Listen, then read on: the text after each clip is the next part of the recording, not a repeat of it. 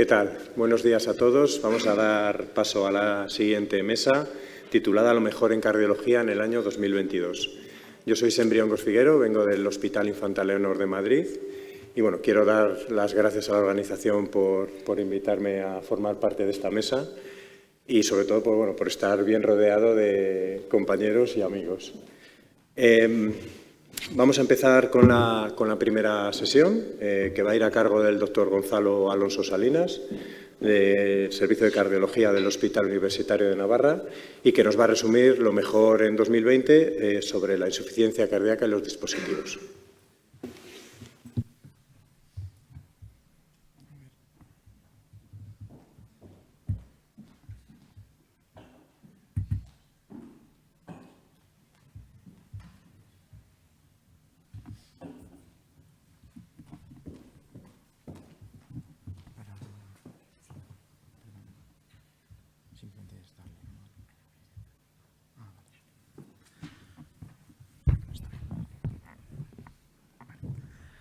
Buenos días a todos. ¿Se me oye? Sí. Buenos días a todos. Yo soy Gonzalo Alonso, soy del Hospital Universitario de Navarra, como bien ha dicho el doctor Briongos, y voy a hablar de lo mejor en cardiología de 2022, centrándome en lo publicado sobre la insuficiencia cardíaca y las arritmias. No tengo conflictos de interés y voy a hablar sobre lo que se ha publicado lo que llevamos de año, finales del año 21, y lo he dividido en estos cuatro apartados. Primero hablaré de fibrilación auricular, luego de dispositivos, muerte súbita y, por último, insuficiencia cardíaca en fe y preservada. Daré unas cuantas pinceladas de lo último que se ha publicado. Bueno, empezando la fibrilación auricular, pues tengo que nombrar los subestudios de los ensayos pivotales que han salido este año, especialmente dos. Primero es el del Victoria. Recordemos, el Victoria es el estudio que validó en insuficiencia cardíaca con FEBI reducida el uso de Vericiguat. Y aquí se presenta pues, un subestudio en el cual los pacientes que se incluyeron en el Victoria se dividen en tres grupos: aquellos que no tenían FA conocida previamente, aquellos que la tenían pero estaban en sinusal a la inclusión, y aquellos que tenían fibrilación auricular durante el electro de la randomización, de la inclusión.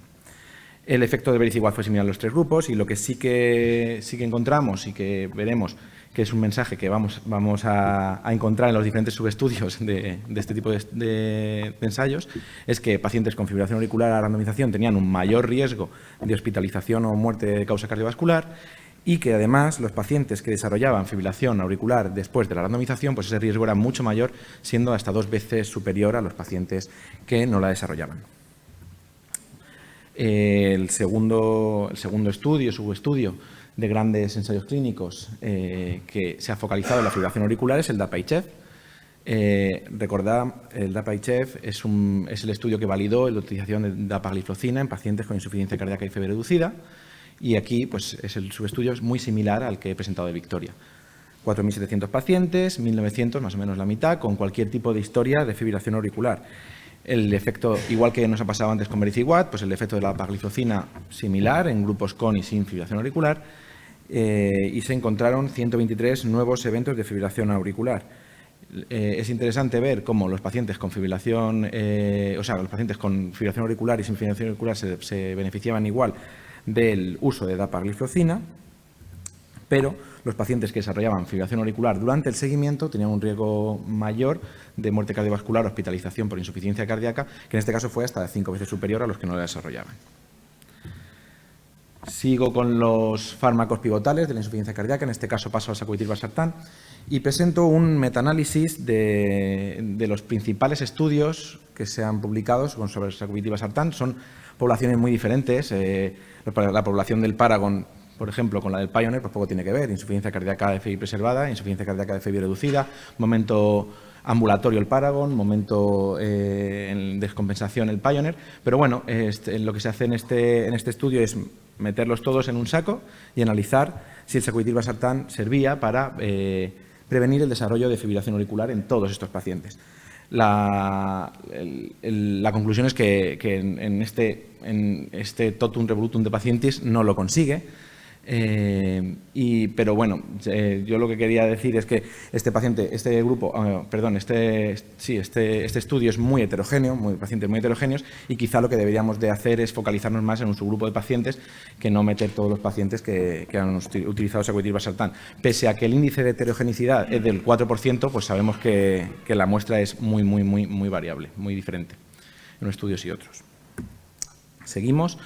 2 estudios de betabloqueantes en fibrilación auricular. Sabemos que los betabloqueantes en insuficiencia cardíaca es uno de los fármacos que han demostrado mejorar el pronóstico, de que duda cabe, pero sabemos también que en pacientes con insuficiencia cardíaca y fiebre reducida y fibrilación auricular, su efecto sobre la mortalidad, pues por lo menos está en duda o es controvertido.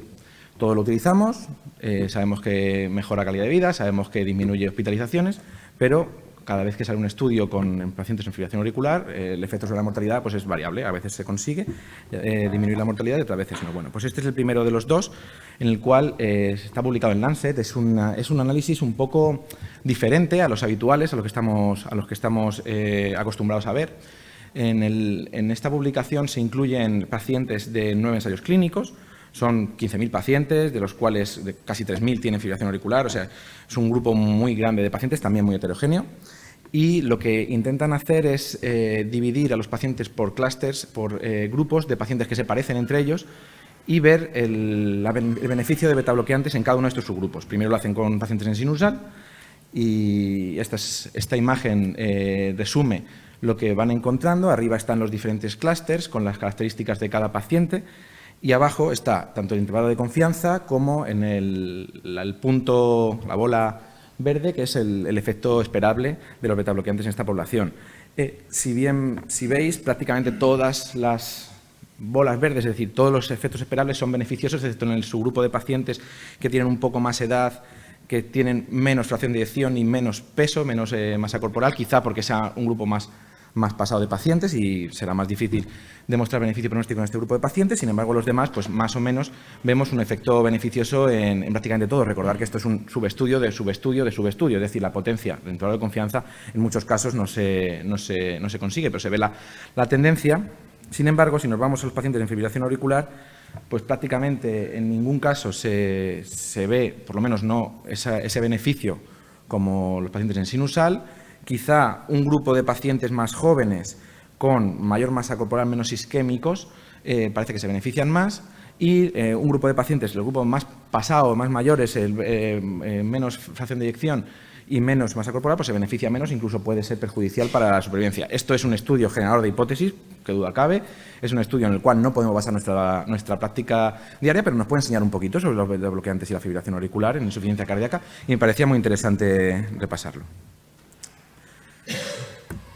El otro estudio de betabloqueantes que voy a nombrar realmente es una carta que se publicó en el European Journal of Heart Failure, que sobre todo intentaban reproducir lo que se publicó hace un par de años en el JAMA, en el estudio RATE-AF, que comparaba digoxina y bisoprolol en pacientes con fibrilación auricular y disnea, y que no salió precisamente bien para el bisoprolol.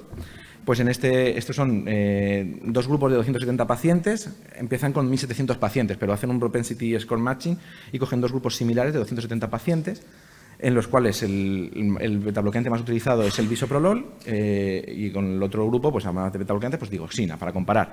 Hacen un seguimiento de 2 años, la fracción de eyección media de este grupo es del 50%, es decir, no podemos decir que son pacientes con febrideprimia ni con febri preservada, son pacientes que tienen fibrilación auricular y disnea sin más.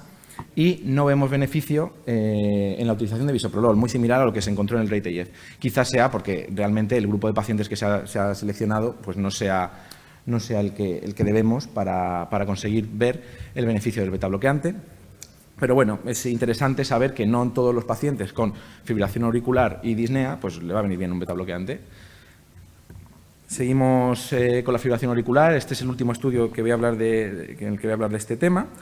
Y es un estudio que ya conocíamos los resultados desde, creo que fue el europeo de Berlín, en el cual se publicaron a un año, la PAF-CRT. Este estudio lo que hacía era randomizar pacientes con fibrilación auricular, QRS estrecho y al menos un ingreso por insuficiencia cardíaca a ablación del nodo y resincronizador o tratamiento convencional.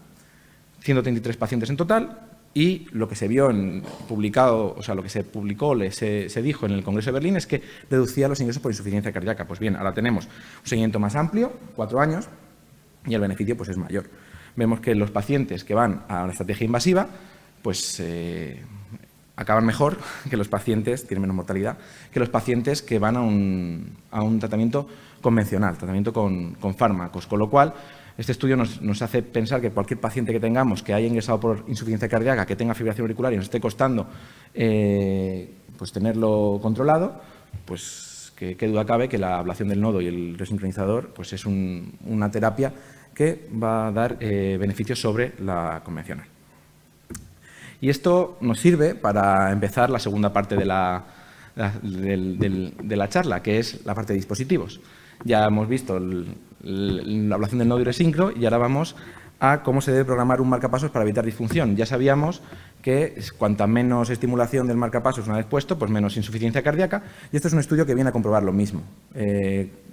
Cogen 100 pacientes, lo randomizan a una programación que lo que intenta hacer es preservar la conducción del propio paciente versus una programación estándar de la casa comercial en la cual se pone el marcapasos y lo que se ve es que el paciente que está programado para que el marcapasos haga menos, actúe menos, pues tiene menos pérdida de fracción de eyección, incluso algo de recuperación de fracción de eyección y mejor seguimiento a largo plazo. Esto ya se sabía, pero bueno, nos lo recuerdan. Y este siguiente estudio que voy a presentar yo creo que es muy interesante. Sabemos que sacubitril/valsartán mejora la fracción de eyección de los pacientes en torno a un 9% por la evidencia publicada, y lo que se le ocurrió a estos investigadores del Hospital del Mar de Barcelona es mirar si esto tiene repercusión sobre la cantidad de dispositivos, la cantidad de DAI, los sincronizadores, que van a recibir estos pacientes. Cogieron un grupo al final fueron 157 pacientes, les dieron sacubitril/valsartán y lo titularon al máximo y vieron cuántos de esos 157 pacientes que al principio tenían indicación de DAI o resincronizador mantenían esa indicación después de la titulación. Y vieron que hasta el 60% se beneficiaban tanto que no necesitaban ni DAI ni resincronizador. Bueno, es algo que podríamos imaginar desde que salió el estudio en el cual demuestra la mejoría de la fracción de eyección con el sacubitril/valsartán, pero que había que demostrar y que han demostrado nuestros compañeros del Hospital del Mar y me parece muy interesante. Y luego, lo que más se ha publicado en este año, lo que más hemos visto, las más novedades, las más importantes quizá dentro de los dispositivos en insuficiencia cardíaca son los subestudios del DANIS. Subestudios con el seguimiento más prolongado, subestudios de grupos de pacientes. Recordemos, el DANIS es un estudio que cambió las últimas guías clínicas en insuficiencia cardíaca. Son 1.100 pacientes, 1.116 pacientes, con miocardiopatía dilatada no isquémica, FEBI menor o igual al 35%, y que se randomizaban a recibir desfibrilador automático implantable o no recibirlo. Estaban balanceados para la cantidad de sincronizadores en cada brazo, lo cual es muy importante, y lo que se vio es que en mortalidad total, en general, no había beneficio. Sí que había beneficio en la reducción de muerte súbita, pero luego ese beneficio no redundaba en la mortalidad total. Eso hizo que las guías de 2016, que nos decían que a este grupo de pacientes había que ponerles un DAI con una indicación clase 1, pasara a tener una indicación clase 2A. Pues bien, este primer DANIS, este original, tenía un seguimiento en torno a los 6 años más o menos, y ahora tenemos seguimientos en torno a los 10 años más o menos. ¿Y qué vemos? Pues muy parecido. No vemos beneficio en la mortalidad total, pero sin embargo, si vemos su grupo de pacientes, nos pasa lo mismo que en el estudio original, en el cual se apreciaba un descenso de la mortalidad en pacientes menores de 70 años. Quizá sea una de las cosas que más tenemos que tener en cuenta a la hora de poner un DAI en prevención primaria en este grupo de pacientes. Otro subestudio del DANIS publicado con este seguimiento extendido, pues lo que hacían diferenciar según el BNP. El BNP mediano del estudio DANIS era, el NT por BNP, perdón, 1.177. Entonces, lo que hacían era comparar los que tenían por debajo de esa mediana de BNP con los que tenían por encima de esa mediana de BNP. Y lo que veían es que los pacientes que realmente se beneficiaban del implante de DAI, o por lo menos una tendencia a ello, eran los que tenían por debajo de esa mediana de BNP. Al final, las diferencias no son significativas en cuanto a la mortalidad por cualquier causa, pero sí que es una tendencia bastante clara. Y por último, otro subestudio del DANIS que a mí me pareció particularmente interesante analiza las oscilaciones de la repolarización ventricular los PRDs, que esto parece que en estudios previos, en estudios preliminares, parece que son predictores de mortalidad y eventos arrítmicos, está estudiado en pacientes isquémicos, y que refleja la activación simpática de las células miocárdicas. Esto se llama PRDs. Pues bien, lo que hicieron fue incluir a los pacientes del DANIS que tenían un Holter 24 horas, a la inclusión, y lo que vieron es que los que tenían más oscilaciones, los que tenían los PRDs, más cantidad de PRDs, se beneficiaban del implante de DAI. Sin embargo, los que los tenían menos, pues los que tenían menos actividad simpática, pues no. Pues puede ser una de las cosas en las cuales nos podemos basar a la hora de implantar un DAI en prevención primaria en este grupo de pacientes. Seguimos con la tercera parte, muerte súbita, y volvemos a los predictores de arritmias ventriculares. No dejamos de este campo porque ha salido también este estudio que me parece muy interesante sobre la fibrosis miocárdica. Sabemos que desde hace 3-4 años, cuando se publicó el primero de los estudios de cortes, en los cuales se veía que la fibrosis ventricular era un marcador de arritmias ventriculares muerte súbita en pacientes con insuficiencia cardíaca. Pues bueno, este estudio publicado en el JACC este año incluye 700 pacientes, un estudio de cortes prospectivo, en los cuales se les hace una resonancia y luego se les implanta un dispositivo DAI, resincronizador con DAI o resincronizador función marcapasos. Se analiza el combinado de muerte súbita o arritmia ventricular y se cuantifica la fibrosis, primero mediante Visu, forma visual, y después mediante un software dedicado a ello. Y estos son los resultados. Es muy interesante, sobre todo, los pacientes que no tenían fibrosis. Los pacientes que no tenían fibrosis tenían 0 eventos de muerte súbita. 0 fibrosis, 0 eventos de muerte súbita. Me parece muy interesante a la hora de decidir a qué paciente le ponemos un DAI. Después, cuanto más fibrosis, pues más riesgo de muerte súbita o arritmias ventriculares. Si seguimos buscando predictores de muerte súbita, también es interesante esta revisión sistemática de 10 estudios. Son 10 estudios clásicos, no son recientes, son casi 4.000 pacientes, y lo que hacían era, mediante el electro de superficie, intentar ver qué pacientes tenían QRS fracturados. Ellos consideran QRS fracturados como aquellos que tienen una onda R' o tienen un notch en el punto inferior o en el punto superior velas del QRS.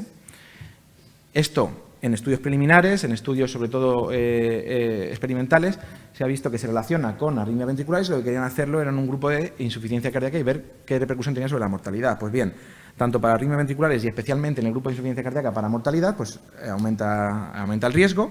Pero lo que me parece más interesante todavía es que si cogemos los pacientes no isquémicos y comparamos con isquémicos, el tener QRS fracturados en el electrovasal, pues multiplicaba el riesgo por 2,5.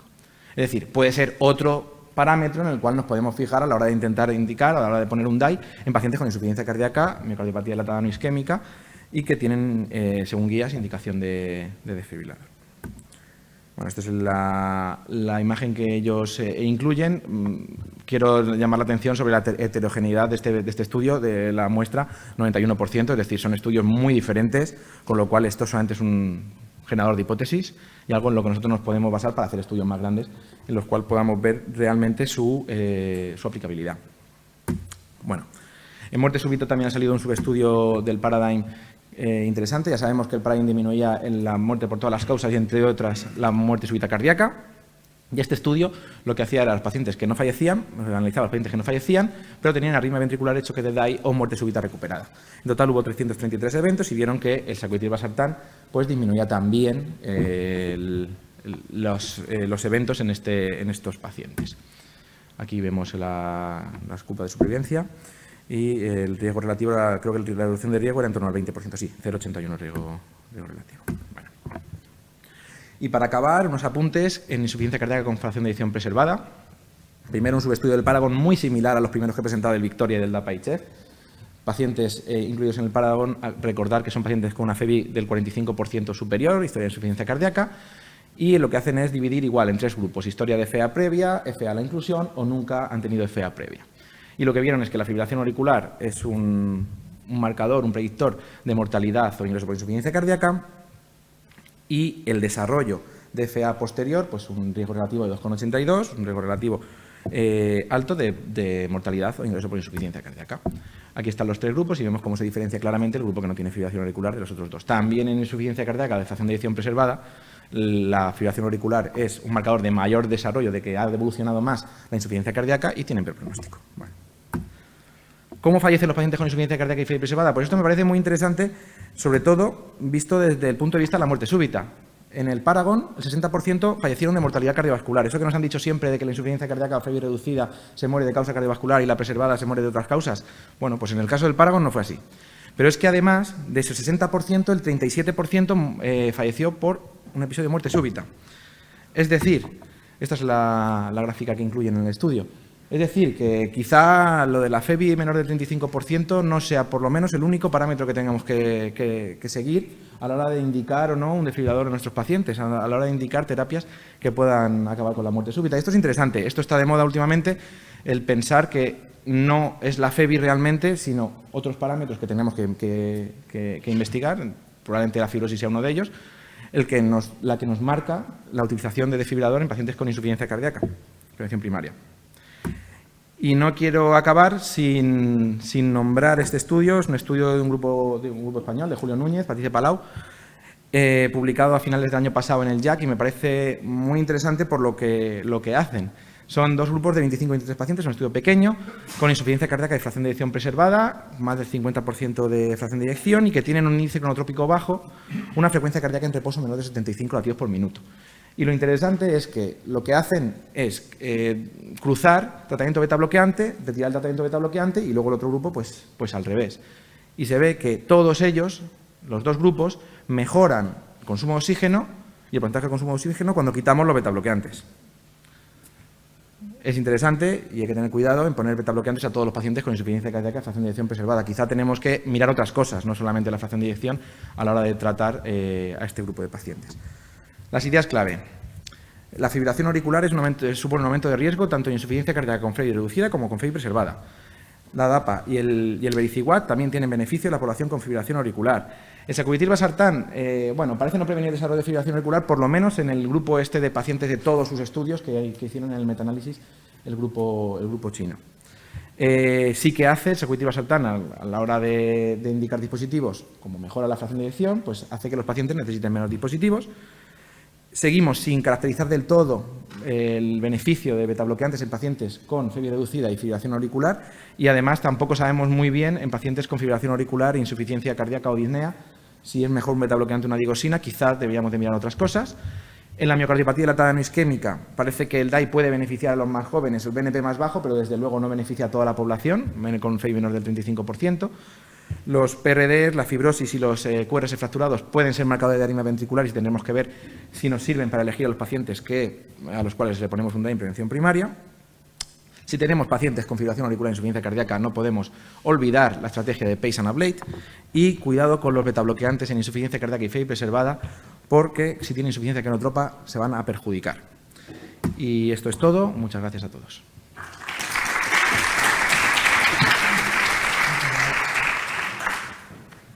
Muchas gracias, doctor Alonso.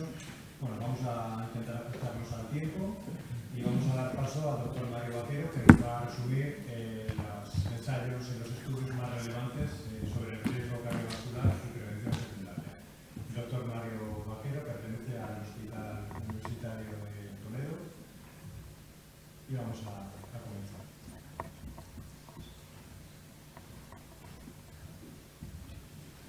Bueno, pues muy buenos días a todos. Muchas gracias a la asociación por la invitación. Muchas gracias, Luismi, por invitarme otra vez a lo mejor, en este caso, de lo que llevamos de 2022 en riesgo cardiovascular y prevención secundaria, que no es poco. Y me gustaría empezar con este estudio recién publicado en New England y que nos deja bien a las claras pues que la prevención cardiovascular tiene que empezar en la infancia. Los investigadores de este estudio reclutan a más de 38.000 participantes de entre 3 y 19 años, con una edad media de 11,8 años al inicio del seguimiento, y les miden 5 factores de riesgo clásicos: el IMC, la presión arterial sistólica, el colesterol total, los triglicéridos y la presencia no de tabaquismo en la adolescencia. Y lo que hacen es elaborar unos Z-score estandarizados por edad y sexo, y miden si las desviaciones de este Z-score se asocian con incidencia de eventos cardiovasculares mortales y no mortales en un seguimiento a 35 años, es decir, cuando los pacientes son adultos jóvenes, ¿no? Entre 45 y 50 años. Y fijaros cómo cualquier desviación del Z-score a partir de menos 0,5 de cualquiera de esos factores de riesgo se asocia a aumento de eventos cardiovasculares en la etapa de adultez temprana. Lógicamente, cuantos más factores de riesgo, mayor riesgo. Esto implica pues, que son importantísimas políticas de salud encaminadas a la adopción de un estilo de vida cardiosaludable en la infancia, que esté basada sobre todo en el ejercicio, en la prevención de la obesidad, que es fundamental, y sobre todo también en la dieta adecuada. La dieta adecuada, de las cuales sabemos que la dieta mediterránea es la que más ha demostrado prevención de eventos cardiovasculares, sobre todo en pacientes en prevención primaria. Y hoy, gracias a este estudio de los compañeros del Hospital Reina Sofía de Córdoba, también sabemos que en prevención secundaria.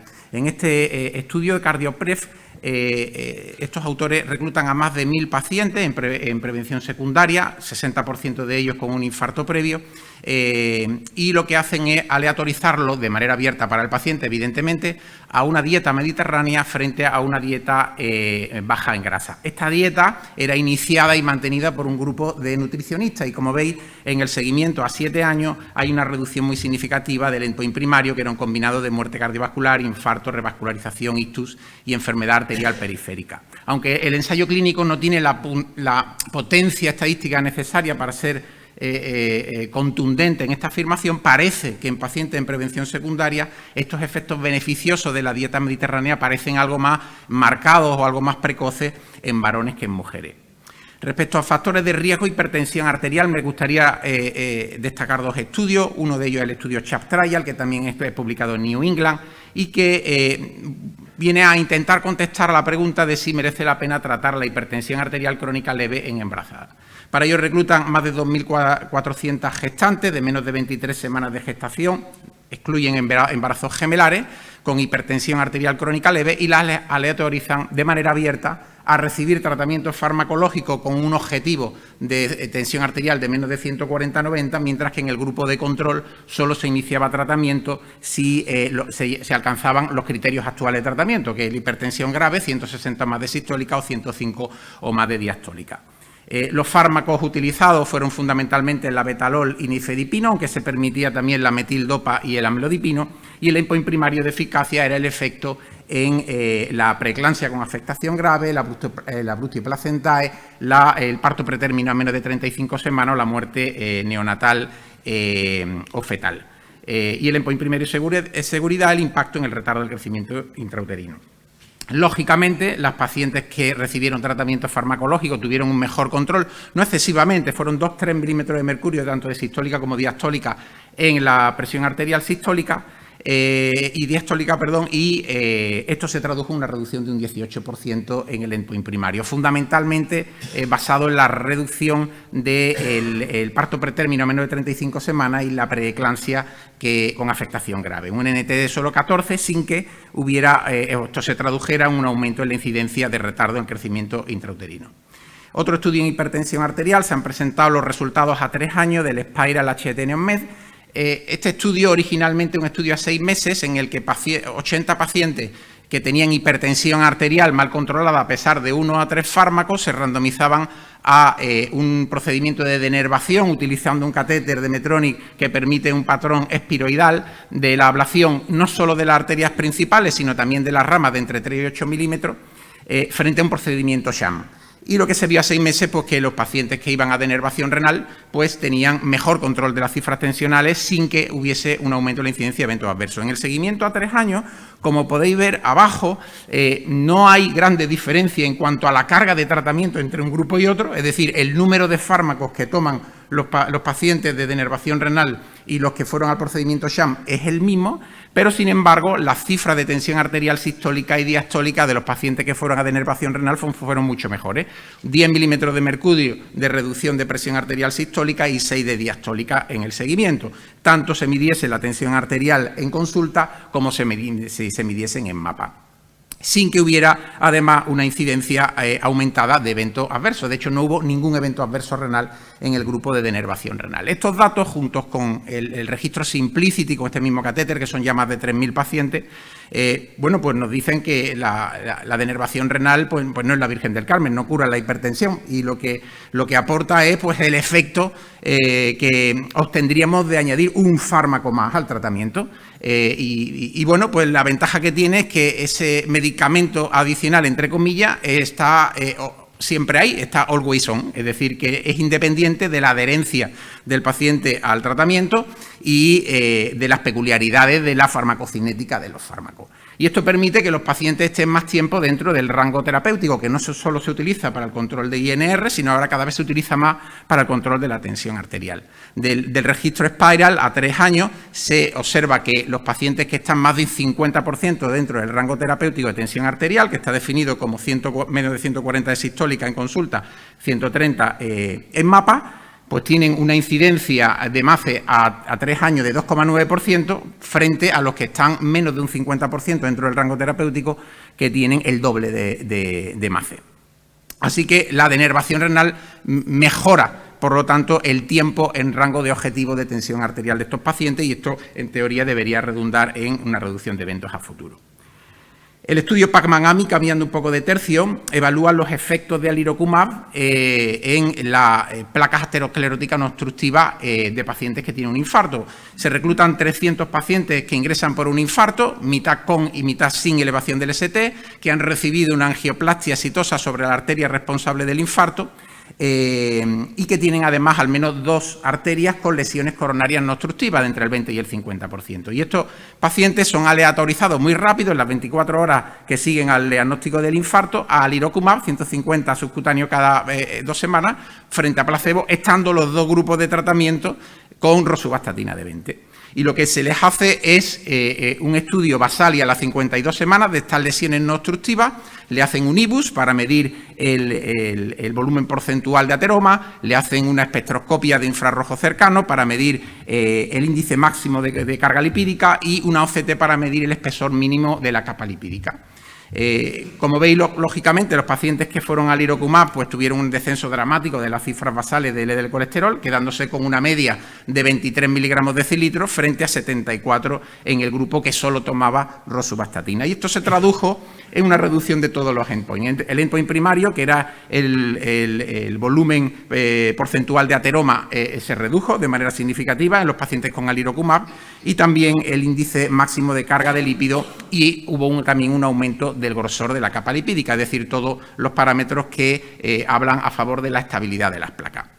Desde el punto de vista clínico hubo pocos eventos. Sí es verdad que los de pacientes con alirocumab tuvieron menos angina, que requirió revascularización, y como siempre que hablamos de LDL colesterol, cuanto más bajo mejor. Y estos resultados fueron especialmente llamativos cuando el LDL bajaba de 50 miligramos decilitro. Y esto refuerza un poco pues, los objetivos que las guías nos piden de bajar 55 miligramos decilitro en pacientes en prevención secundaria. Los siguientes estudios están enfocados al abordaje del riesgo residual lipídico. Se ha publicado un estudio del REDUCE-IT. Recordáis que el estudio REDUCE-IT se publicó hace 3 años, y en este estudio, en pacientes en prevención secundaria o diabéticos con factores de riesgo añadidos, que estaban en tratamiento con estatina y que tenían el LDL razonablemente controlado entre 40 y 100 y triglicéridos altos entre 135 y 500, pues icosapenetil 2 gramos cada 12 horas frente al aceite mineral con el que se comparó, pues demostró un 25% de una reducción del endpoint primario, que era un combinado de muerte cardiovascular, infarto, revascularización, ictus y angina que requiere hospitalización. El estudio inicialmente incluyó más de 8.000 pacientes. Aquí lo que se rescatan son los 3.693 pacientes que tenían antecedentes de infarto, y en los que se ve que los efectos beneficiosos de icosapenetil pues son incluso mejores que en la población global del estudio, es decir, a más riesgo, más beneficio. Se reducen primeros eventos y eventos recurrentes, y hay prácticamente reducción de todos los componentes del endpoint primario y secundario, salvo de la mortalidad total, aunque en pacientes con infarto sí que parece que hay reducción de mortalidad cardiovascular y muerte súbita. Da igual qué subestudios saquen del REDUCE-IT, el REDUCE-IT salió bien. Es un estudio que también los resultados son totalmente inesperados, sobre todo en la magnitud del beneficio, sobre todo teniendo en cuenta el background de la cantidad de estudios utilizando ácidos grasos omega 3 que se han publicado en los últimos 20 años. A mí, esto lo podemos dejar para el debate luego, Sem, pero a mí particularmente me hace falta algo más para convertir el icosapenetil en un estándar de tratamiento, porque es prácticamente datos basados en 1 o 2 estudios, con otro montón de estudios que incluyen a más de 60.000 pacientes en donde no se ha visto absolutamente ningún beneficio. Está claro que el icosapenetil algo beneficiará, pero teniendo en cuenta que el fármaco no es totalmente neutro, porque aumenta el riesgo de fibrilación auricular, aumenta el riesgo de hemorragia y que son 4 pastillas más al día a instaurar en pacientes que ya están sobretratados, en mi opinión yo creo que necesita algún estudio al menos que compare con combinaciones de ácido icosapentaenoico con DHA o con los placebos, entre comillas, que se utilizaron en otros ensayos clínicos. Más riesgo residual, el estudio Translate 70 analizó los efectos sobre el colesterol no HDL de bupanorsen. El bupanorsen es un oligonucleótido antisentido que inhibe la síntesis hepática de la angiopoietina like 3. La angiopoietina like 3 es una proteína que inhibe a la lipasa, entre ellas la lipoproteína lipasa, y por lo tanto altera el metabolismo de las lipoproteínas ricas en triglicéridos. Y sabemos que pacientes que nacen con una mutación asociada a niveles bajos de angiopoietina like 3, pues tienen niveles más bajos de triglicéridos y de LDL colesterol. Aquí lo que se reclutan son 286 pacientes con colesterol no HDL de más de 100 y con triglicéridos entre 150 y 500, a pesar de tratamiento con estatina, y se analizan distintos regímenes posológicos y distintas dosis de bupanorsen, siendo el endpoint primario el porcentaje de cambio en el colesterol no HDL y a 24 semanas, y también se miden los niveles de angiopoietina like 3 en sangre, además de los triglicéridos, ApoB y LDL. Y como veis, bupanorsen se asocia a una reducción modesta pero significativa del colesterol no HDL, en torno a un 25%, con todos los regímenes terapéuticos, y también de triglicéridos. Veis en la columna azul, esos son los niveles de angiopoietina like 3, a más dosis, mayor reducción de los niveles de angiopoietina like, mayor reducción de los triglicéridos hasta reducirse en torno a un 50%. Pero apenas hay efectos sobre el LDL y sobre todo sobre la ApoB. Con lo cual parece que bupanorsen lo que hace es reducir los triglicéridos y en menor porcentaje el colesterol de las VLDL, pero no reduce el número de partículas, que es lo que sistemáticamente se asocia a la reducción de eventos clínicos, además la reducción del LDL. Este hecho, junto con que los efectos sobre el colesterol no HDL tampoco es la bomba, y problemas de seguridad en las que se ha visto elevación de transaminasa dosis dependiente con las distintas dosis de bupanorsen, y además, medida por resonancia, mayor infiltración grasa en un fármaco que en teoría reduce los depósitos de triglicéridos hepáticos, pues esto ha hecho que Pfizer, que había adquirido la licencia de un laboratorio para el desarrollo, pues la haya devuelto un lacito al laboratorio de referencia. No creo que veamos más estudios con bupanorsen en el futuro, pero sí estudios con el angiopoietina like 3 como objetivo terapéutico. Probablemente esto es más un problema de efecto del fármaco que de la diana terapéutica. Más riesgo residual, en este caso inflamatorio. Recordáis el estudio CANTOS. El estudio CANTOS se publicó hace 5 años y demostró en algo más de 10.000 pacientes con antecedentes de infarto y proteína C reactiva elevada que la dosis de 150 miligramos de canakinumab es un anticuerpo monoclonal neutralizante de la interleuquina 1 beta, pues redujo el combinado de muerte cardiovascular, infarto e ictus. Veis cómo la gran mayoría de los pacientes del estudio CANTOS estaban en tratamiento con estatina, no todos, y el nivel de LDL era razonable. Ten en cuenta que cuando se hizo el estudio CANTOS, el objetivo de LDL para pacientes de muy alto riesgo era menos de 70, la media de LDL que tenían los pacientes eran 82. Pero bueno, lo que hacen los investigadores de este subestudio es coger solo a los pacientes del estudio CANTOS que estaban en tratamiento con estatinas, y en un seguimiento a 5 años lo que evalúan es la contribución relativa del riesgo residual inflamatorio evaluada por los niveles de proteína C reactiva ultrasensible y de la interleuquina 6 y del riesgo residual lipídico evaluado por los niveles de LDL y colesterol no HDL. Y además estratifican en base a la función renal. Y fijaros qué curioso, estos son pacientes con función renal normal y podéis ver cómo tanto el riesgo residual inflamatorio como el lipídico es predictor de evento. Es decir, cuanto más alto la proteína C reactiva, la interleuquina 6, el LDL y el colesterol no HDL, mayor incidencia de eventos. Pero en pacientes con función renal alterada, con filtrados por debajo de 60, fijaros que solo el riesgo residual inflamatorio es predictiva de evento, de combinado muerte cardiovascular, infarto e ictus. el riesgo residual lipídico no parece contribuir tanto en la predicción de eventos en pacientes con enfermedad renal, lo que justifica un poco la ausencia de efectos, sobre todo en el estudio realizado con estatina en esta población de pacientes. Pero cuando nos vamos a mortalidad total pasa lo mismo. Cuando nos vamos a mortalidad total y no al endpoint combinado, solo el riesgo residual inflamatorio es predictor de eventos tanto en pacientes con función renal normal como anormal. En definitiva, los autores de este estudio lo que dicen es que el riesgo residual inflamatorio debe abordarse, que en pacientes con función renal normal pues puede hacerse con colchicina, porque sabéis que en el Lodoco 2 y en el Colcott pues la colchicina reprodujo prácticamente los resultados del estudio CANTOS con una molécula infinitamente más barata. Pero la colchicina vamos a tener problemas para ponerla en pacientes con enfermedad renal crónica.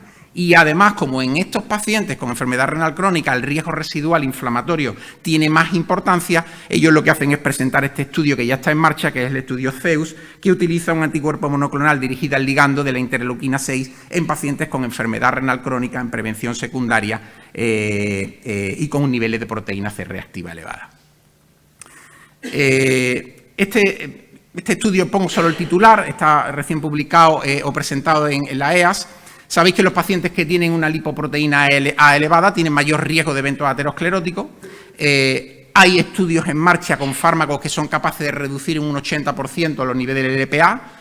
Hay que ver si eso se traduce en reducción de eventos. Mientras tanto, estos autores lo que hacen es cuantificar en un estudio con más de 500.000 pacientes en cuánto tendríamos que reducir el LDL colesterol para neutralizar ese exceso de riesgo que impone niveles elevados de lipoproteína A. Y ellos lo calculan que en pacientes que tienen LPA de más de 120 habría que reducir de por vida en 20 miligramos de decilitro los niveles de LDL colesterol. Cuanto más alto la LPA y cuanto más tarde detectemos ese exceso de riesgo debido al LPA, mayor va a ser la magnitud de reducción del LDL para neutralizar ese exceso de eventos. Con lo cual ellos lo que proponen es que, dado que la LPA está muy condicionada genéticamente, casi es mejor medirla pronto, en la adolescencia o en la edad adulta temprana, para identificar esos pacientes con ese exceso de riesgo en los cuales estas reducciones moderadas del LDL se pueden conseguir con medidas higiénico-dietéticas, reforzándolas, que si nosotros detectamos ese exceso de riesgo más adelante vamos a tener que ir a medicación sí o sí. Dos últimos estudios muy rápidamente. Sabemos que HDL muy elevados en pacientes en prevención primaria se asocian a mayor incidencia de eventos cardiovasculares, lo que no se sabe es por qué. Bueno, en este estudio, utilizando un biobanco de Reino Unido y de Atlanta, juntan a 20.000 pacientes en prevención secundaria y miden un endpoint duro, muerte total, asociada a los niveles de HDL colesterol. Y veis cómo hay una curva en U. Esto ya lo sabíamos, que en pacientes que tienen niveles bajos de HDL colesterol, menos de 35, menos de 30 miligramos de decilitro, aumenta la mortalidad. Pero fijaros lo que ocurre a partir de 60 y sobre todo de 80 miligramos de decilitro de HDL colesterol. La mortalidad se dispara. Ojo con pacientes en prevención secundaria, sobre todo en varones con niveles exageradamente altos de HDL colesterol, porque no debemos considerarlo como un factor protector o en un paciente en el que podríamos relajar los objetivos de colesterol LDL, porque no lo es un factor predictor de mortalidad. Y por último, para terminar, quería comentaros este estudio que está incluso en los periódicos, el estudio Surmont-1 con tirzepatide. Este estudio lo que evalúa es la pérdida de peso conseguida con distintos regímenes posológicos de tirzepatide, 5, 10, 15 miligramos subcutáneos a la semana frente a placebo en pacientes no diabéticos con obesidad o con IMC de más de 27 y alguna complicación derivada del sobrepeso. Fijaros la media del porcentaje de peso corporal que se quitan en un seguimiento a año y medio es del 20%, es decir, es cirugía bariátrica sin cirugía. Estos resultados son absolutamente espectaculares. Dentro del endpoint primario, que era porcentaje de pacientes que conseguían una reducción mayor del 5%, fue con la dosis de 10 y 15 miligramos de más del 90% de los pacientes. Y, por supuesto, hubo una reducción de todos los parámetros de riesgo cardiometabólico. Se redujo la tensión arterial sistólica y diastólica, el colesterol total, el LDL, los triglicéridos, aumentó el HDL, bajó la glicada, pacientes prediabéticos. Es más, 40% de estos pacientes eran prediabéticos y el 95% se hicieron normoglucémicos.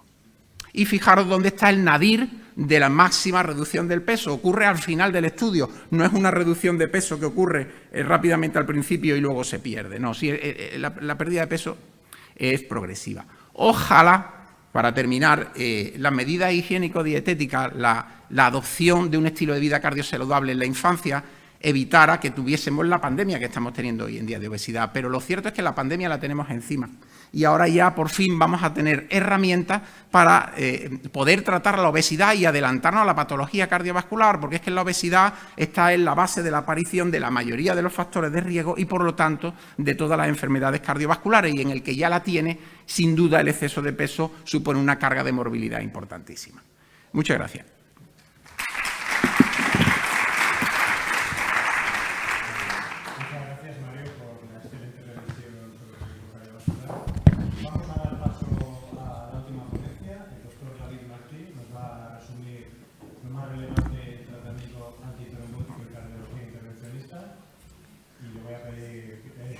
Concreción.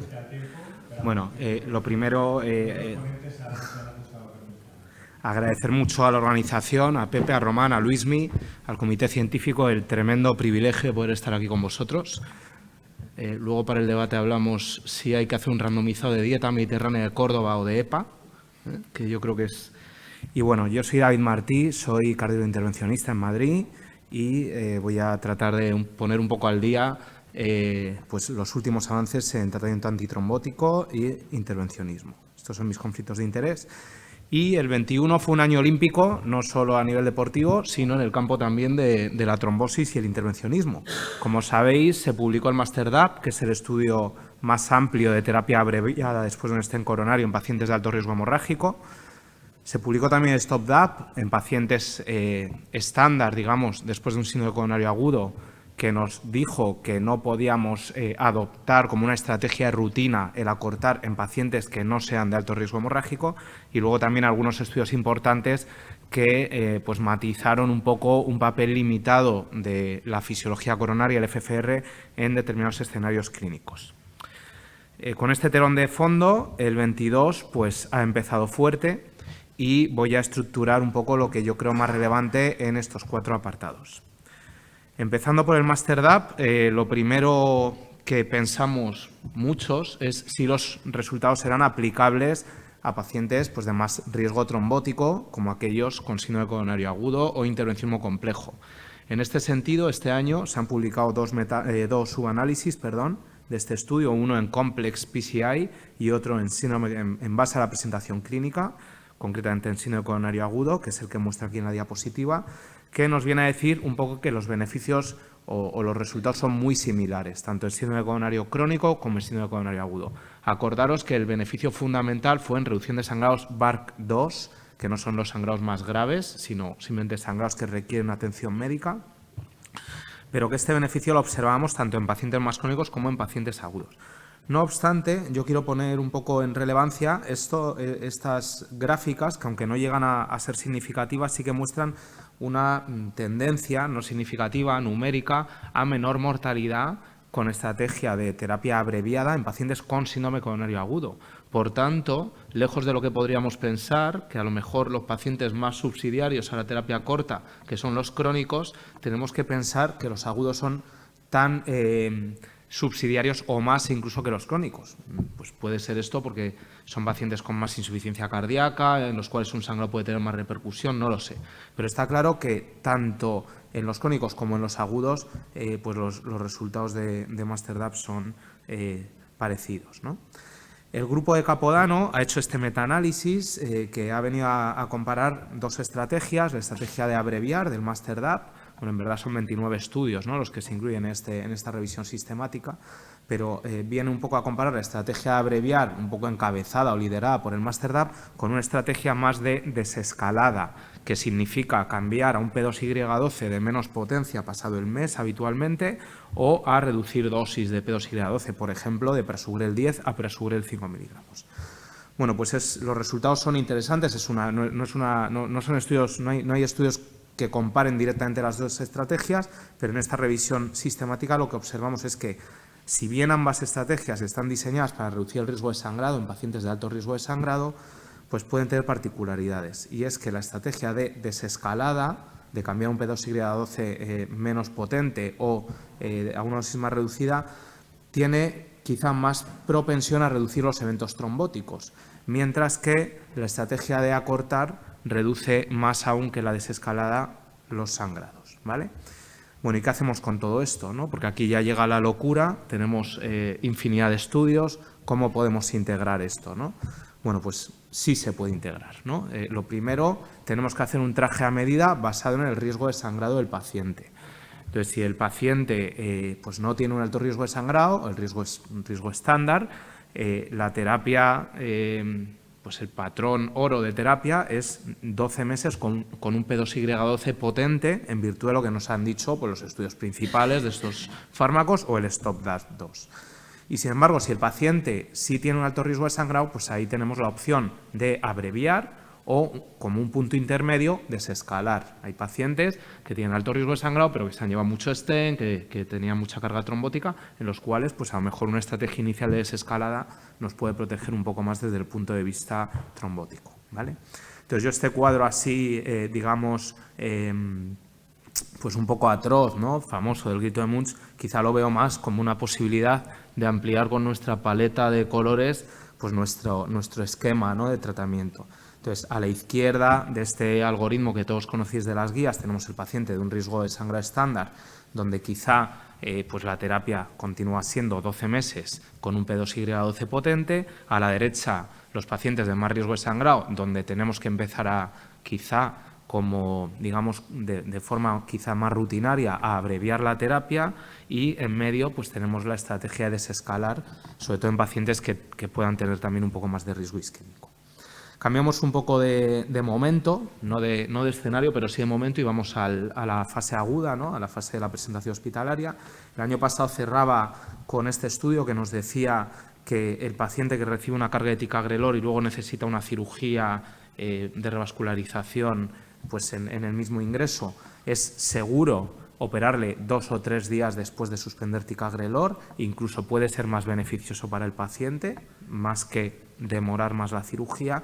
Pero ¿qué ocurre en los pacientes que requieren operarse en las primeras 24 o 48 horas? Bueno, pues ahí es donde tiene papel Ventracimab, que es el antídoto de ticagrelor, que es como el cepo de ticagrelor, como podemos ver a la izquierda de la diapositiva. Este fármaco, este anticuerpo monoclonal, se une a ticagrelor, lo elimina de la circulación, y el ADP pues, puede ejercer su efecto sobre el receptor P2Y12. Este fármaco ha sido muy trabajado por los investigadores de Harvard y bueno, ya han publicado unos resultados preliminares en esta publicación paralela del New England del Riverside, es un análisis intermedio pues con aproximadamente 140 pacientes, la mayoría de ellos quirúrgicos, la mayoría que van a cirugía cardíaca, algunos de ellos también con sangrados, también tiene un papel importante en sangrado, sobre todo intracraneal, ¿vale? Y lo que nos viene a decir este estudio es que es eficaz en su papel de evitar el efecto del ticagrelor y, por tanto, de proveer una hemostasia eficaz, y no tiene grandes problemas de seguridad, ¿vale? Y luego, ahora sí que aquí cambiamos totalmente de escenario y nos vamos a la prevención primaria muy rápido. Sabemos que la aspirina ha caído en desuso en los últimos años en prevención primaria. Las últimas guías americanas, europeas, nos decían que pues hay que ponerla muy poquito en pacientes muy seleccionados y, sobre todo, desde luego, no mayores de 70 años. Y recientemente ha generado bastante pues debate, ¿verdad?, en la comunidad científica, las recomendaciones del Task Force de Prevención Americana, que le da una nueva vuelta de tuerca y lo que dice es que por encima de 60 años no poner aspirina en prevención primaria. O sea, baja el punto de corte de 70 a 60 años, ¿vale? Aspirina en prevención primaria, casos muy, muy anecdóticos, ¿vale? Bueno, continuamos con el tema de la revascularización.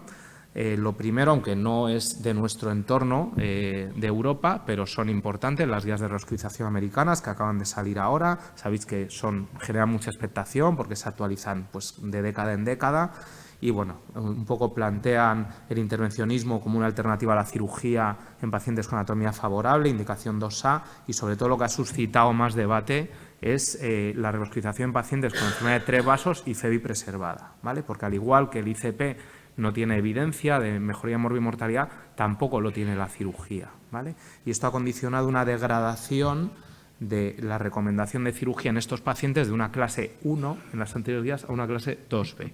Entonces, bueno, los cirujanos no están muy contentos, como os podéis imaginar, y probablemente aquí la respuesta es que hay que individualizar, hablar con el paciente, ver la anatomía y que no podemos meter a todos los pacientes en el mismo saco y hay que tener en consideración muchos factores, ¿no? Calidad de vida, un poco, en fin, otros aspectos pues de función cardíaca, etcétera, ¿vale?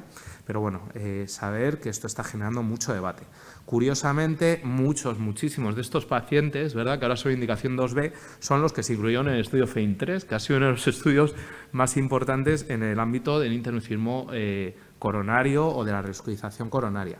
Básicamente, este estudio lo que hizo fue, en pacientes con 3 vasos, mayoritariamente FEBI preservada, randomizar a cirugía o ICP guiado por fisiología, ¿no?, como un gol estándar del ICP, y ver qué era mejor, ¿no? Porque es verdad que los estudios que se posicionaban mejor de la cirugía en el pasado, pues no se había hecho fisiología, no era con stent contemporáneos, etcétera. Bueno, pues sale favorable a la cirugía, sobre todo pues a base de menos infartos en el seguimiento, si bien los pacientes pasan pues quizá más penurias en las primeras semanas, ¿no? Pero bueno, no obstante, yo creo que muy importante, los resultados principales, pues seguramente los conocemos muchos de nosotros, pero muy importante es irse al detalle, ¿no? Y fundamentalmente ir a ver la técnica. Desde el punto de vista de intervencionismo eran lesiones severas de verdad, porque solamente se echaban para atrás con FFR 1 de cada 4. Los que hacemos hemodinámica sabemos que habitualmente el número es superior, o sea que esto eran lesiones severas de verdad. El uso de imagen fue pequeño. Los procedimientos estadiados fueron pocos, cuando en la práctica quizás somos más de estadiar, pero sobre todo a mí me llama mucha atención que los cirujanos ponían de media 3,4 puentes, o sea, entre 3 y 4 puentes por paciente, ¿vale? Entonces, yo creo que la cirugía, pues de verdad, es el patrón oro hoy en día en enfermedad de 3 vasos, pero siempre y cuando vayan a poner al menos 3 puentes. Si no van a poner 3 puentes, pues no pueden reproducir estos resultados, ¿vale? Y sobre todo cuando estamos viendo que el mayor beneficio es en revascularizaciones repetidas y en infartos, ¿no?, en el seguimiento. Y luego, bueno, pues deja la puerta abierta al intervencionismo en pacientes con complejidad anatómica baja, un SINTAX por debajo de 23, acordaos el número de Michael Jordan, pues esos pacientes todavía, si tienen anatomía favorable y el stent va a quedar bien, pues todavía le podemos dar esa solución, ¿no?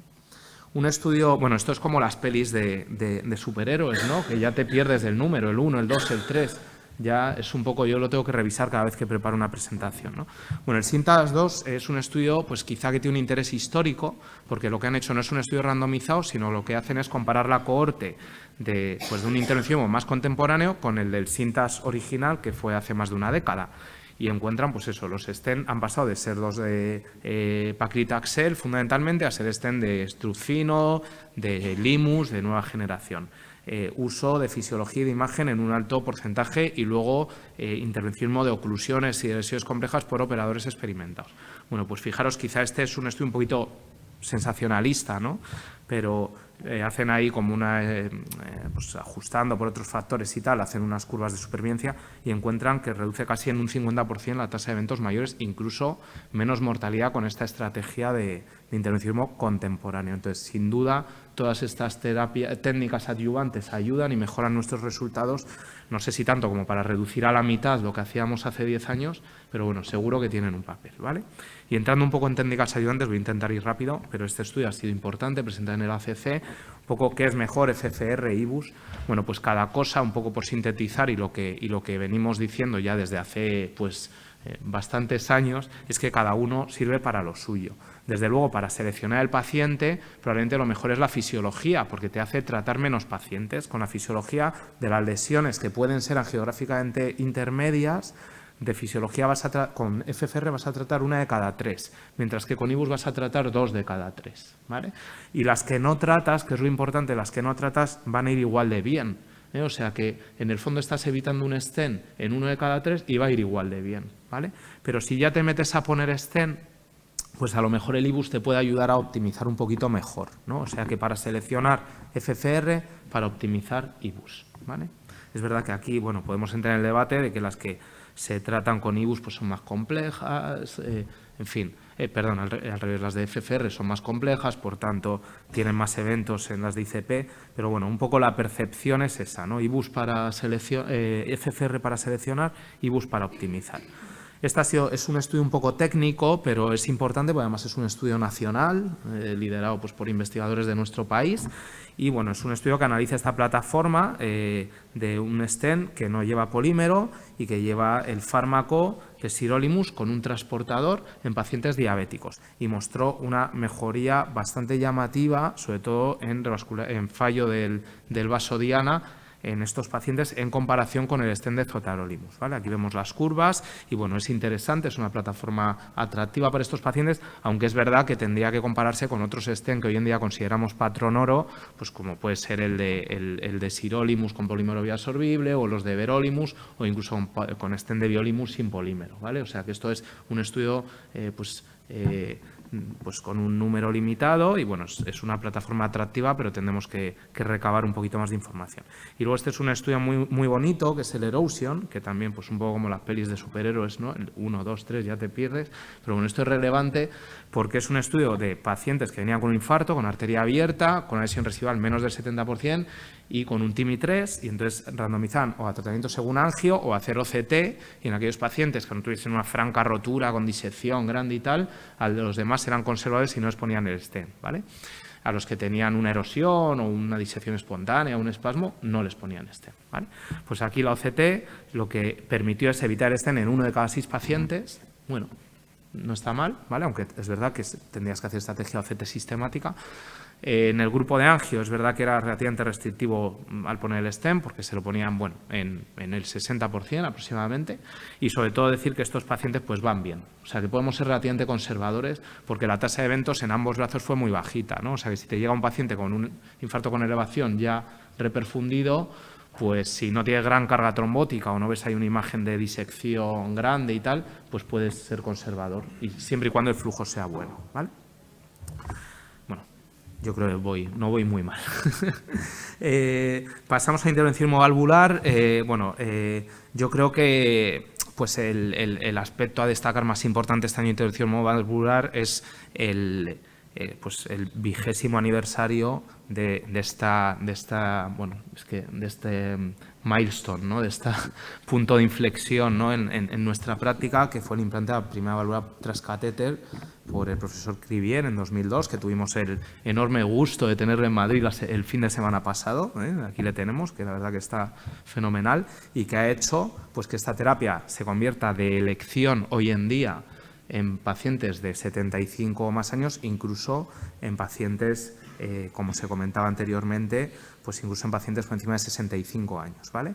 Y que ha hecho que más de 1,5 millones de personas en el mundo ya hayan sido tratados con esta terapia, ¿no? Entonces, esto yo creo que es algo que hay que poner en relieve, y qué mejor manera de celebrar esto, que también se comentaba antes, que la durabilidad. Entonces, se ha presentado recientemente en el Congreso Americano, ya teníamos datos a la izquierda de la imagen de la durabilidad con la prótesis balón expandible, de la durabilidad en el estudio Notion, que fue el primero pues en riesgo bajo intermedio, promovido por los propios investigadores, y que ya tenemos resultados a 8 años, fundamentalmente con válvulas autoexpandibles, aunque no con tantísimos pacientes, pero ahora lo que nos han presentado ya con bastantes pacientes son los datos agrupados de los estudios de CoreValve, ¿no? del autoexpandible en pacientes de alto riesgo y de riesgo intermedio. Y fijaros que son pues resultados muy competitivos con la cirugía, incluso con menos tasa estadísticamente significativa de degeneración estructural, y muy particularmente en pacientes con anillos pequeños. Acordaos cuántas válvulas ponen quirúrgicas de 19 y de 21, pues todos esos tienen que ir al TAVI, ¿vale? Acordaos además que en los ensayos principales no se compara con bioprótesis, se compara con sustitución valvular con cualquier tipo de prótesis, ¿no? O sea que la TAVI en durabilidad por lo menos de 5 a 8 años es competitiva, si no mejor, con las prótesis quirúrgicas en general, ¿vale? Y luego un estudio que no es de TAVI, sé que me vais a decir que no es un estudio de TAVI, pero es importante, el estudio AVATAR, ¿no? Que es qué hacemos con los pacientes con estenosis aórtica grave de verdad, ¿vale? En base pues, a velocidad máxima, gradiente máximo, gradiente medio, son graves de verdad, pero que de verdad están asintomáticos porque obligaba a una prueba de esfuerzo negativa, y además fijaros que el BNP era muy bajito. ¿Qué hacemos con esos pacientes? Pues honestamente la mayoría de nosotros les hacemos un seguimiento estrecho, una actitud expectante. Pues este estudio, aunque es un estudio pequeño, se lo ha puesto de manifiesto que en estos pacientes la progresión es la norma, ¿vale? Y podéis ver en las curvas como pasados 12 meses, muchos de ellos pues, van a requerir intervención y hay diferencia incluso en mortalidad, ¿vale? O sea que estos pacientes hay que estar muy encima y si la estenosis es severa de verdad, y eso sí, importante, tenemos un buen grupo quirúrgico, porque pues en hospitales con muy buenos resultados, o tenemos la posibilidad de poner una válvula transcatéter con buen resultado, es algo que tenemos que plantear, incluso ofrecer al paciente. Habrá que ver la repercusión de esto en guías, claro. Y bueno, de la tricúspide que os voy a contar, ya se ha hablado bastante. Este año ha sido la válvula de moda, se han presentado estudios a 6 y 12 meses con toda esta diversidad de terapias transcatéter. Pues lo que han demostrado fundamentalmente es mejoría de calidad de vida y en algún caso mejoría en hospitalización. Todavía necesitamos mucha información porque son estudios pequeños, pero no voy a añadir mucho más de lo que se ha dicho anteriormente, ¿vale? Y voy a hablar un poquito de intervención monovalvular y es que a lo mejor ha pasado un poquito de lado o de perfil, pero este año no solo está de aniversario la válvula, sino que también ha sido el 20º aniversario del cierre de orejuela, ¿vale? Y el cierre de orejuela yo creo que es la terapia transcatéter que más va a crecer de donde estamos en los próximos 5 años y si queréis lo hablamos en las sucesivas revisiones de la en las sucesivas reuniones de la asociación. ¿Y por qué es esto? Pues porque primero están empezando a sangrar ya los pacientes con NACOS. Los pacientes con NACOS en estudios principales sangran 3-4%, en estudios en vida real 5-8% al año y hay que darles una salida. Podemos poner dosis minúsculas, podemos, en fin, pero y una de esas salidas es el cierre de orejuela. Y segundo, estamos empezando a tener evidencia y sabéis el Praga 17, aunque era un estudio pequeño, pero ya tenemos resultados a 4 años compitiendo con el NACO que consideramos de menor perfil, ¿verdad? El anti-10A, no voy a decir el nombre de la molécula, pero el que muchos pueden considerar como de menor perfil. Y fijaros cómo, con el paso del tiempo, lo más seguro era cerrar la orejuela.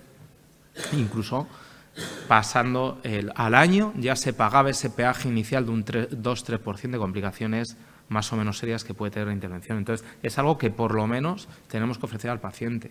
Y desde luego lo que yo pienso que tenemos que cambiar un poco es eso de ir de oca en oca, de te pongo un NACO, si sangras te pongo otro y si no otro, y ya a la quinta, porque además esto luego tiene repercusión clínica, ¿vale? El año pasado se presentó el AMULET IDE, que se planteó como un estudio de cuál dispositivo es mejor, uno u otro, de cara a presentar a la FDA. La verdad es que mi conclusión es que son muy buenos los dos, porque fijaros que pacientes, casi 2.000 pacientes con un CHA2-VAS de 4 y pico, que significa un riesgo de ictus al año por encima del 10%, les cerrabas con una tasa de éxito pues, por encima del 95%, con una tasa de complicaciones de un 2 a un 4%, y el riesgo de ictus a año y medio no llegaba al 3%. O sea, es que le bajabas una cuarta parte el riesgo de ictus con una tasa de complicaciones que es comparable a la ablación de fibrilación auricular, ¿vale?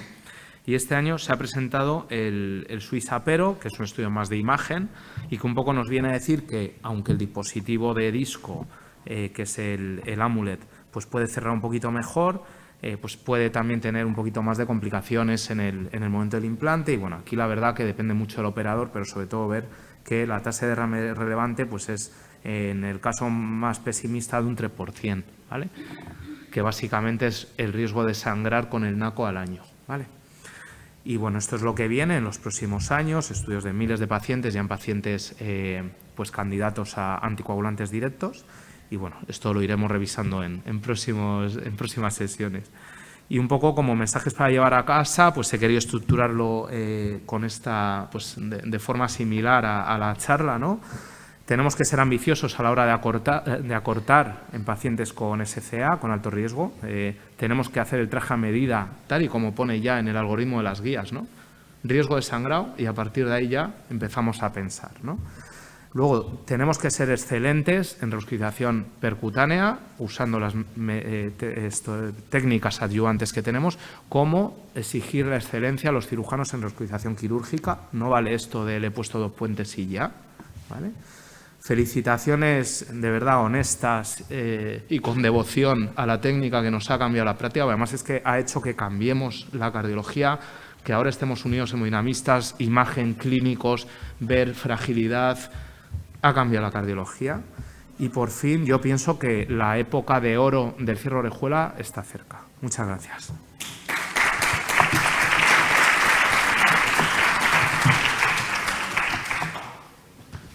Muchas gracias, David. Tenemos unos minutos para preguntas, comentarios. ¿Algún comentario de la audiencia? ¿Alguna pregunta? No. Pues entonces me lanzo yo. Vamos a empezar contigo por orden.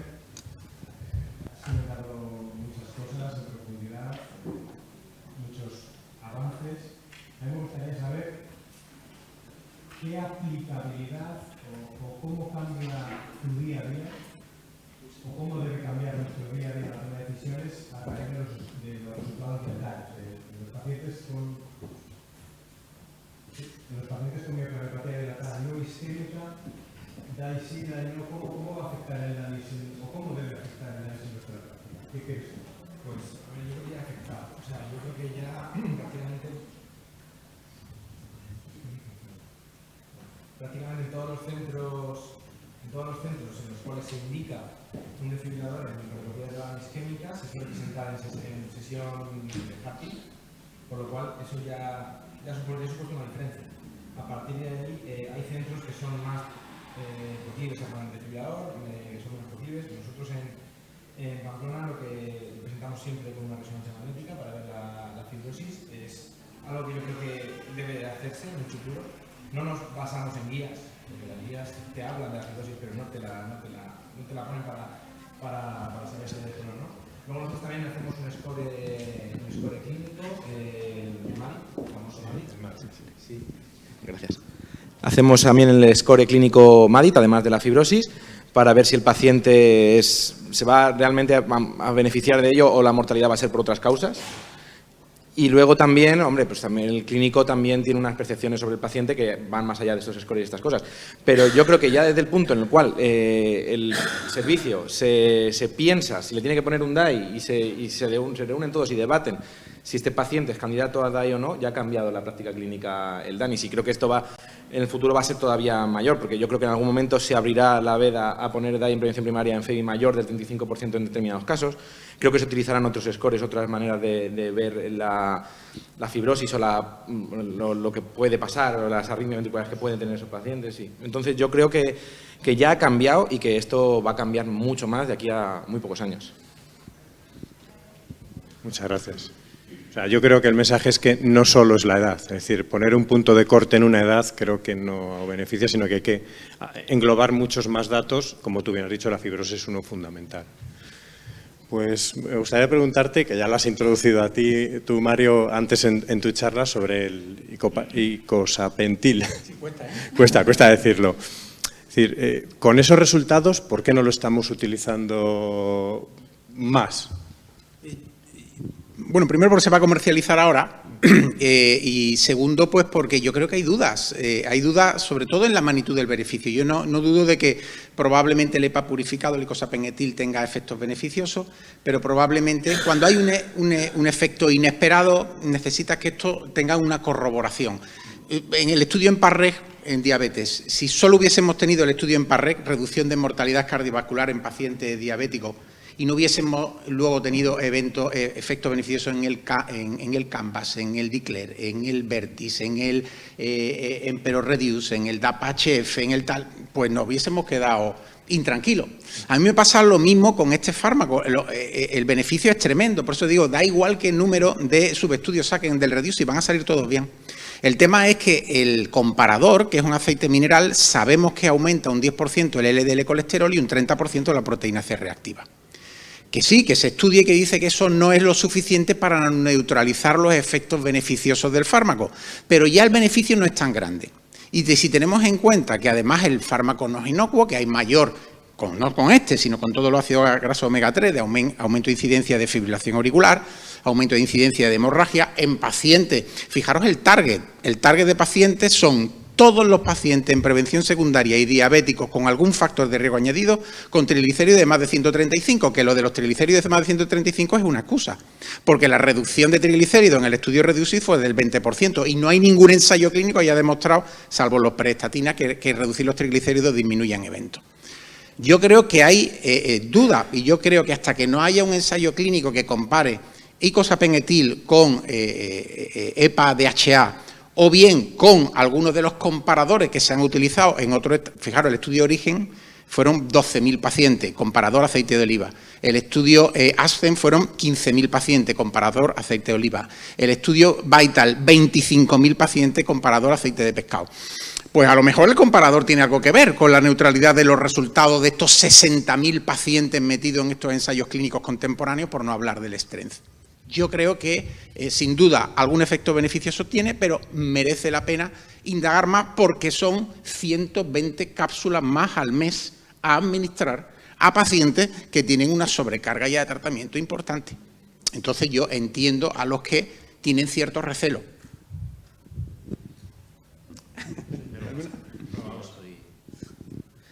Bueno, y la selección del paciente, que lo has dicho, ¿no? Que los triglicéridos, o sea, tanto en los que tienen triglicéridos normal como no, ¿verdad? Claro. En fin. Ya que estás con el micrófono en la mano y creo que se me escucha bien, a mí, de todo lo que ha resumido, es una información tremenda, muchos resultados muy importantes. Me gustaría hacer hincapié en lo último que has comentado, en el cierre de la orejuela. Es verdad que, y yo, pues, nos cuesta indicar un cierre de orejuela. O somos reticentes porque, pues, obviamente, el paciente que envías a hacer la orejuela muchas veces es un paciente con comorbilidades, frágil. ¿Cuál es la mejor manera de seleccionar el paciente que más se va a beneficiar o el paciente que se va a beneficiar de esto? ¿Qué opinas? Bueno, nosotros tenemos un protocolo en mi hospital, decir, en primer lugar, que algo que ha pues incrementado de forma casi exponencial las indicaciones es dar a conocer la técnica a los servicios que reciben los sangrados, porque llamativamente los que somos el freno de mano para el cierre de orejuela muchas veces somos los cardiólogos, y el mismo cardiólogo que te está mandando todas las semanas una ablación de FA, con la misma o menos evidencia fuera de FEBI reducida, no quiero igualar a todos por lo bajo, pero es verdad que a veces no se manda con mucha naturalidad y sin embargo tienes que esperar al 6º sangrado para mandarle un cierre de orejuela, ¿no? Esto lo podemos discutir, pero es una cosa que ocurre, ¿no? Entonces nosotros tenemos un protocolo que es evento bien desangrado o bien isquémico con un NACO bien dosificado, se le propone el cierre de orejuela al paciente antes de plantear cambiar a otro NACO. Y luego un paciente también muy particular es el paciente renal, ¿no? O sea, el paciente renal, estamos dando dosis de fármacos pues asumiendo que van a tener un efecto anti-10A predecible y luego no es así, ¿no? Entonces, eso es un paciente, pero nosotros es verdad que estamos esperando a que tenga un evento con un anticoagulante directo bien dosificado. Y se le ofrece al paciente y eso sí, se le dice honestamente, tiene usted un riesgo de un 2-3% de complicaciones serias en el procedimiento, que es como pagar un peaje, pero luego, fíjate, luego es que te quitas un peso encima. Muy bien. Bueno, nos hemos pasado por pocos minutos del horario. Muchísimas gracias a los ponentes por sus presentaciones y si no hay más preguntas, damos por finalizada la sesión.